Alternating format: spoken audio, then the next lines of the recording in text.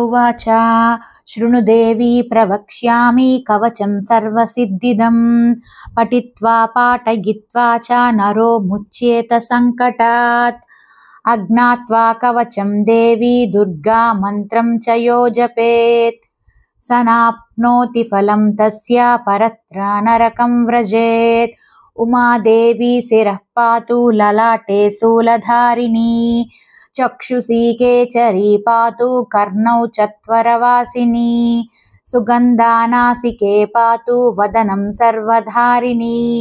जिह्वां च चण्डिका देवी ग्रीवां सौभद्रिका तथा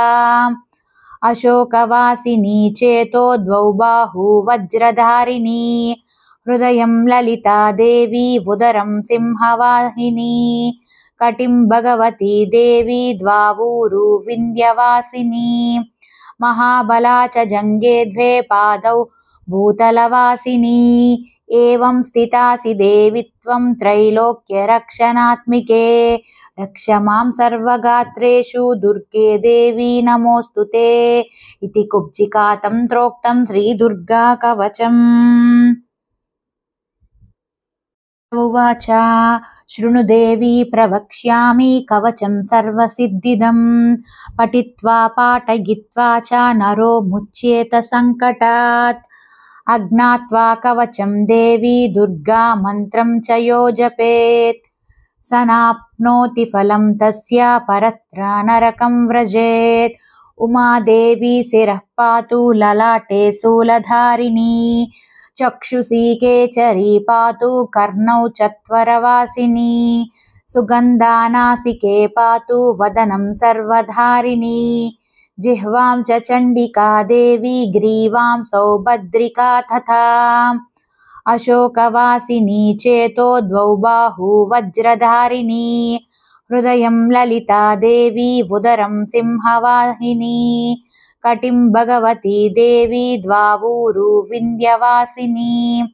महाबला च जङ्गे द्वे पादौ भूतलवासिनी एवं स्थितासि देवी त्वं त्रैलोक्यरक्षणात्मिके रक्ष मां सर्वगात्रेषु दुर्गे देवी नमोऽस्तु ते इति कुब्जिकातं त्रोक्तं श्रीदुर्गा कवचम्। उवाच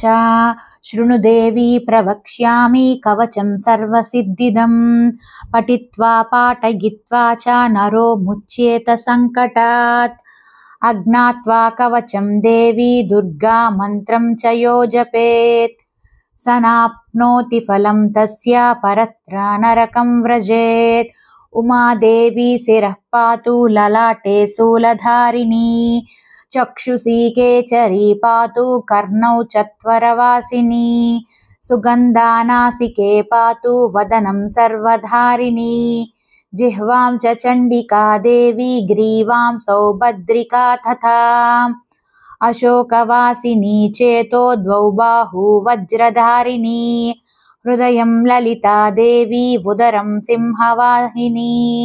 कटिं भगवती देवी द्वावूरु विन्ध्यवासिनी महाबला च जङ्गे द्वे पादौ भूतलवासिनी एवं स्थितासि देवी त्वं त्रैलोक्यरक्षणात्मिके रक्ष मां सर्वगात्रेषु दुर्गे देवी नमोऽस्तु ते इति कुब्जिकातं त्रोक्तं श्रीदुर्गा कवचम्।